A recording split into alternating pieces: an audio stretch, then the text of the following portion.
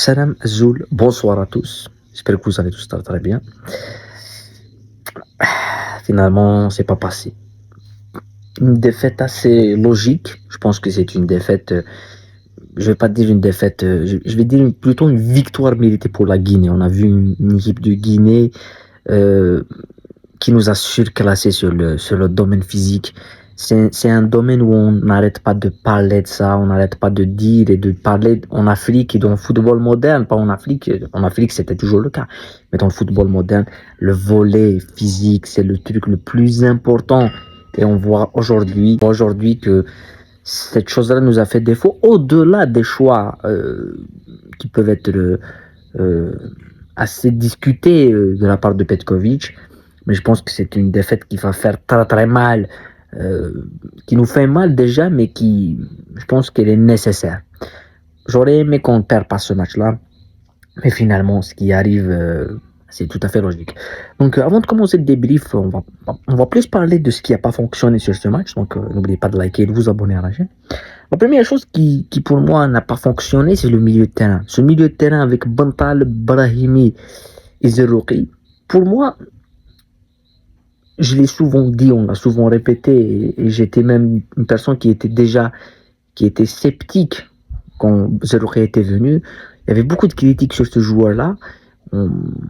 Et on s'est dit non, peut-être qu'il fait des choses qu'on ne voit pas, peut-être qu'il a une importance dans le milieu qu'on n'a pas, en matière d'équilibre et tout. Et je pense que ça commence à faire beaucoup. Il est surclassé partout, physiquement, tactiquement, techniquement. Une seule percussion tout au long du match, et c'est la dernière. Il fait percussion et puis il sort. Et donc, pour moi, Zerouki, ce qui nous a fait défaut, c'est le milieu de terrain. Ils nous ont bouffé au milieu de terrain, les Guinéens. Ils ont joué sans pression, mais ils ont répondu parce que, évidemment, techniquement, en matière technique, si on parle dans les fondamentaux, on est supérieur à cette équipe de la Guinée. Mais pourquoi on n'arrive pas à mettre en place un jeu? Parce qu'on ne peut pas mettre en place un jeu en 2 mois, en 1 mois. C'est ça qu'on doit comprendre. C'est pour ça que maintenant, on va critiquer les choix de Petkovic. Moi, aujourd'hui, je vais pas critiquer Petkovic que c'est uniquement lui le responsable de la défaite. Je pense que c'est une défaite collective. Et je pense que ce soir, quand je regarde le match, je mets en lumière les failles de l'équipe nationale. Ça, c'est vrai. Mais je vais plutôt mettre en lumière aussi la force de la Guinée. Je pense que ce soir, la Guinée nous a malmenés tactiquement avec un bloc très très compact et très très solide. Mais ça ne se limite pas uniquement à ça. Ça va encore plus loin parce que à la récupération du ballon, quand ils ont le ballon, ils jouent au football. Ils ont Guirassy en attaque, mais il fait un match de malade. Quand on parle d'un joueur qu'il faut avoir, Guirassy, il a fait du mal, mais du mal tout le temps. La rentrée d'Ilach Moriba était très, très, très, très importante. Issa, au milieu, il a fait du mal. Là où on a, nous, un déficit physique assez clair. Brahimi, que des duels perdus. Et c'est là où on doit remettre, on doit un petit peu revenir à la réalité.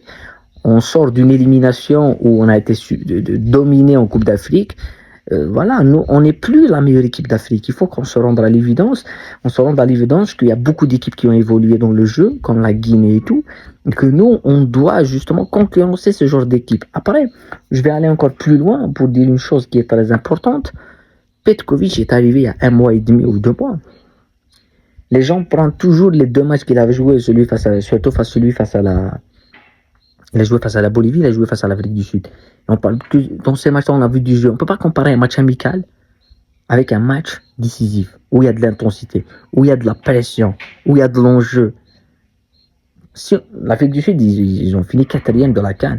Dans les 4. S'ils nous ont joué en match direct qui compte pour la Coupe d'Afrique, peut-être qu'ils nous ont battus. Peut-être, on ne sait pas. Donc, mais on ne peut pas demander à Petkovic qu'il arrive aujourd'hui et que le lendemain on voit du jeu. Belmadi, il a passé 4 ans, on n'a rien vu dans le jeu. C'est difficile. Je ne suis pas là en train de dire que Belmadi est mauvais.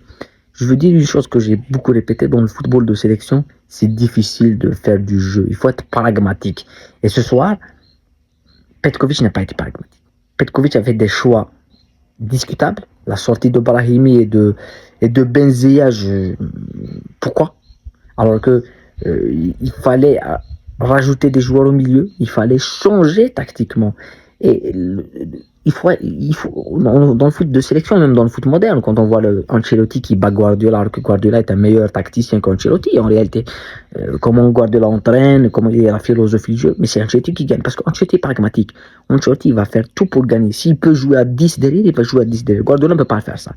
Donc, dans le football de sélection, quand tu vois les meilleurs, c'est-à-dire Didier Deschamps, quand tu vois Scaloni par exemple, chaque match, il joue par rapport à l'adversaire. Nous, c'est le contraire. Nous, on a une stratégie, c'est-à-dire on joue en 4-3-3. Même si on joue face au Brésil, on joue en 4-3-3. Non, on doit s'adapter à l'adversaire. Ce qu'a fait la Guinée s'est adaptée à l'Algérie, s'est adaptée avec un plan de jeu bien précis, avec 1-2, on casse les lignes, et ils nous ont fait très très mal.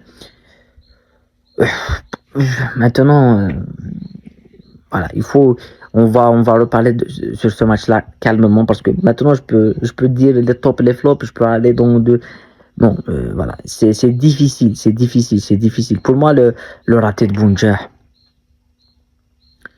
je sais pas comment tu peux rater ce genre de choses. Tu peux pas rater ce genre de choses.